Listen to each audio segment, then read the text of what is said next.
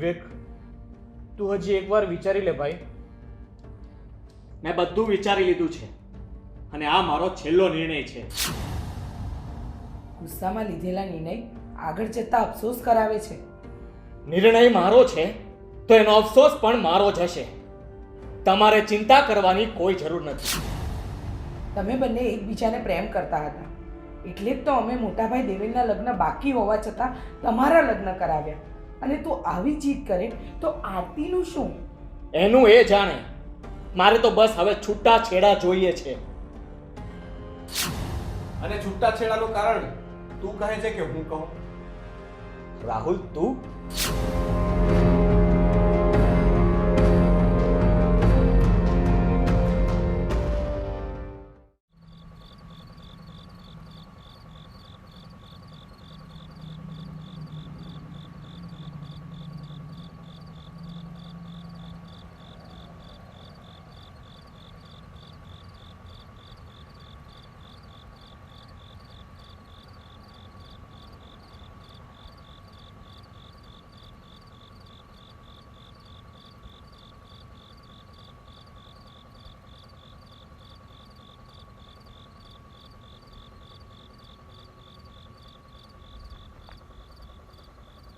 અત્યારે કોની સાથે વાત કરતા હતા? એ તો રોંગ નંબર હતો. તો અહીંયા આવીને કેમ વાત કરતા હતા? અરે એમાં થયું એવું કે આ જ નંબર પરથી 2 કોલ આવ્યા. મેં ભાઈને કીધું કે રોંગ નંબર છે, તો ફરી પાછો કોલ આવ્યો. તો એને ખખડાવતો હતો. તારી ઊંઘ ન ઉડી જાય એટલે બહાર આવ્યો. ઓહ, જરા નંબર બતાવો ને, કોઈ મસ્તી પણ કરતું હોય. અરે એ બધું સવારે જોયું જશે. એકવાર બતાવો તો ખરા. અરે શું તું પણ, ગમે તે હોય હું સવારે ચેક કરી લઈશ. જો મને અત્યારે બહુ જ ઊંઘ આવે છે. ચાલ આપણે સૂઈ જઈએ. તમે જાઓ, હું પાણી પીને આવું. હમણાં થોડા દિવસથી વિવેક કંઈક છુપાવતા હોય એવું લાગે છે, પણ હું જાણીને જ રહીશ.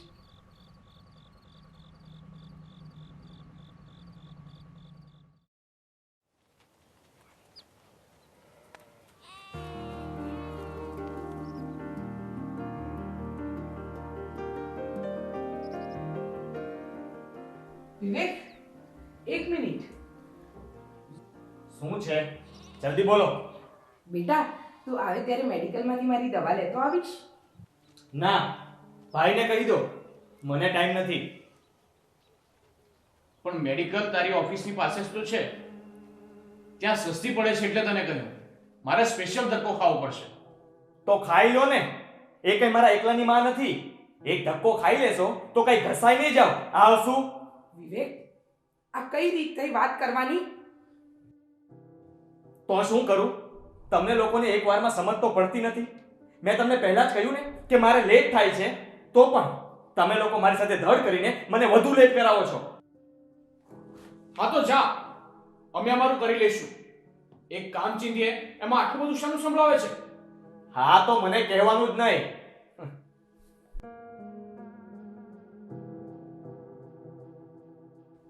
સમજ નથી પડતી આને થયું છે શું? આજકાલ સીધી વાતના પણ ઉલટા જવાબ આપે છે. એ તો મેં પણ જોયું. ઓફિસનું કોઈ ટેન્શન હોય એવું લાગે છે. એવું હોય તો વાંધો નહીં, કારણ કે આજકાલ આરતી વહુનું મોઢું પણ ઉતરેલું લાગે છે. એ બંનેની વચ્ચે કંઈ થયું ન હોય તો સારું.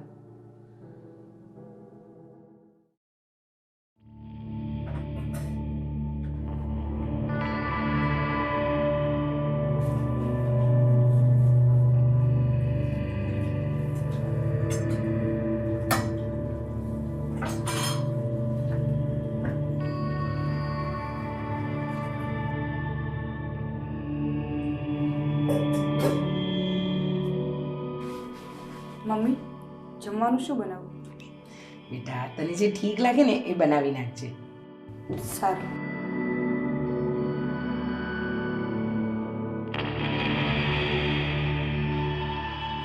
આરતી, એક વાત પૂછું? પૂછો ને મમ્મી. તારા ને વિવેક વચ્ચે કંઈ થયું છે? ના મમ્મી, તમને કેમ એવું લાગ્યું? આજકાલ તું ઉદાસ અને ખોવાયેલી રહે છે અને વિવેક પણ ઘરમાં કારણ વગરનો ગુસ્સો કરે છે, એટલે મને લાગ્યું કે અમારા બંને વચ્ચે તો કંઈ નથી થયું, પણ કદાચ વિવેકને કંઈ થયું છે. એમનું વર્તન હમણાં બદલાયેલું હોય એવું લાગે છે. નાની નાની વાતમાં ગુસ્સો કરે છે, કંઈ પૂછીએ તો આડા જવાબ આપે છે, ઓફિસથી પણ લેટ આવે છે. તે એની સાથે વાત કરી, જાણવાની કોશિશ કરી? એ મારી સાથે સરખી વાત કરે તો ને. મને તો શંકા છે કે બોલતો ખરા. હમણાં એક દિવસ અડધી રાત્રે કોઈની સાથે ફોન પર વાત કરતા હતા, અને એ પણ રૂમની બહાર જઈને. મેં પૂછ્યું તો કે રોંગ નંબર છે. એટલે તને લાગે છે કે એનું કોઈની સાથે?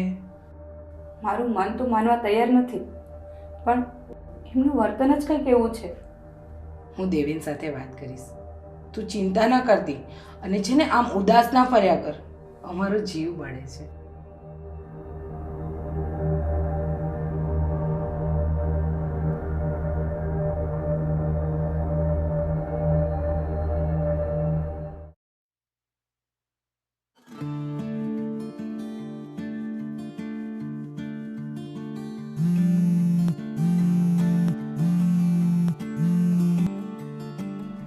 શું છે? તમે ઘરે ક્યારે આવવાના છો? તારે શું કામ છે? આજે કાકાના ઘરે જવાનું છે, યાદ છે ને? મારું નક્કી નથી, તું રિક્ષામાં જતી રહેજે. પણ તમે આવશો તો ખરા ને? તું મારી પંચાયત ન કર. મારે આવવું હશે ને તો આવી જઈશ. ચાલ હવે ફોન મૂક, મારે કામ છે.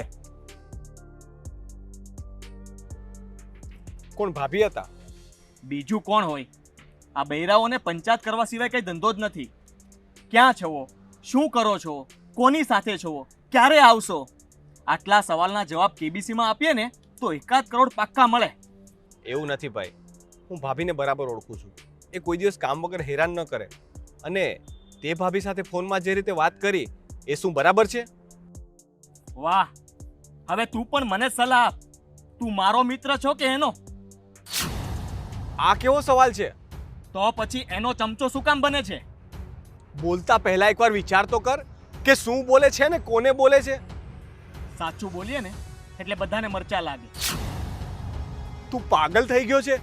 આપણે બંને 15 વર્ષથી મિત્રો છીએ, અને આજે તું મારી સાથે આવી રીતે વાત કરે છે? હું પાગલ થઈ ગયો છું. ખુશ? ચાલ હવે નીકળ અહીંયાથી, નહીંતર આ પાગલ કંઈક કરી બેસશે. મને કોઈની જરૂર નથી. ચાલ જા. તું પછતાઈશ. તું પછતાઈશ.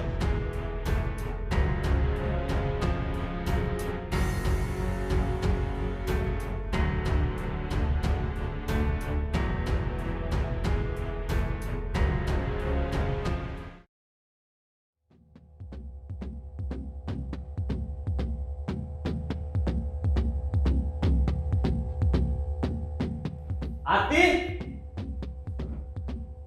આરતી,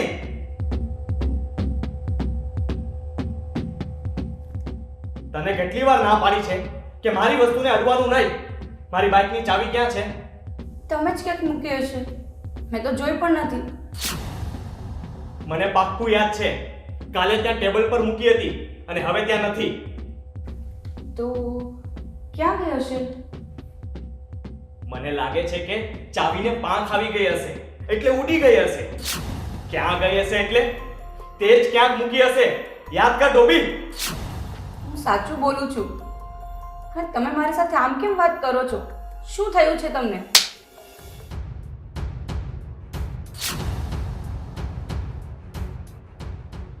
હું તારાથી કંટાળી ગયો છું. બસ ખુશ? એ જ સાંભળવું હતું ને તારે? એકવાર પ્રેમથી કહી દીધું હોત તો હું તમારી જિંદગીમાંથી હસતા હસતા ચાલી જાય. હા તો હવે કહી દીધું ને, ચાલી જા. મને છૂટા છેડા આપ અને આઝાદ કર મને. તમે એકવાર ઘરમાં બધા સાથે વાત કરી લો. બધાનો જે નિર્ણય હશે એ મને કબૂલ હશે.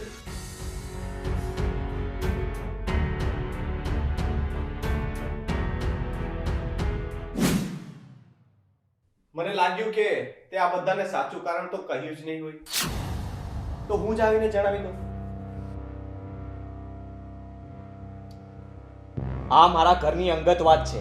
તું આમાં દખલગીરી ના કરતો. એને બોલવા તો દે. બોલ રાહુલ. વિવેકને લંગ કેન્સર છે, થર્ડ સ્ટેજ.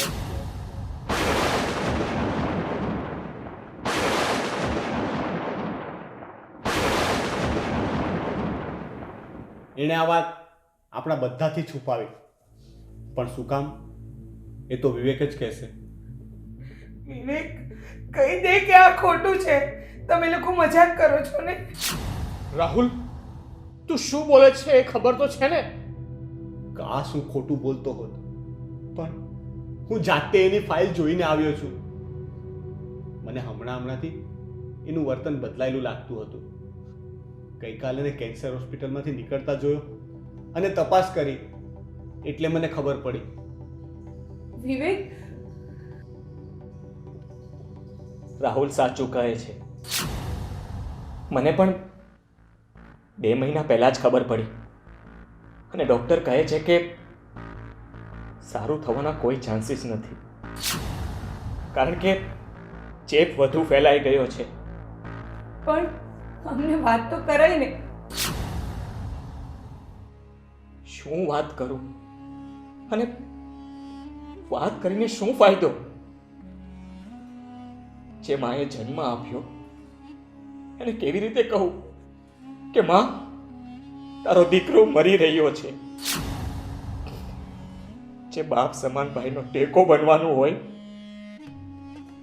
એને કયા મોઢે કહું કે મારી અર્થીને ટેકો આપજો? હા મિત્ર, જેને આટલા વર્ષ ભાઈ કરતા વધુ પ્રેમ અને સાથ આપ્યો, એને કઈ રીતે કહું કે હવે મારાથી વધુ સાથ નહીં અપાય? અને આરતી, તને તો મેં વચન આપેલું કે ક્યારે તારી આંખમાં આંસુ નહીં આવવા દઉં, અને આજે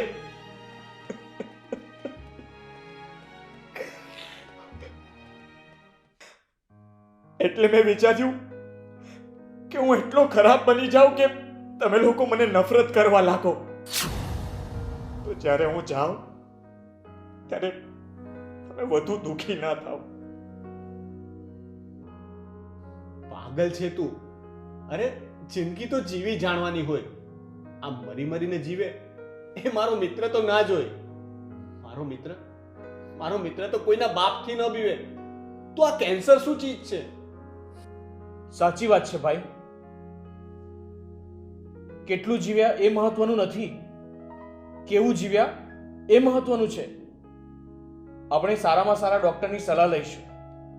મને ખાતરી છે કે તને સારું થઈ જશે. અને નહીં થાય તો? ભવિષ્યની ચિંતા કરીને વર્તમાનમાં શું કામ દુઃખી થવાનું? સમયની વાત સમય પર છોડી દો. ઠીક છે, તમે લોકો મારી સાથે છો તો હવે મારે પણ જીવવું છે. કેટલું એ ખબર નહીં, પણ સારું જીવવું છે. મારા દોસ્ત, થેન્ક યુ યાર, થેન્ક યુ. તે મને ફરીથી જીવાડી દીધો.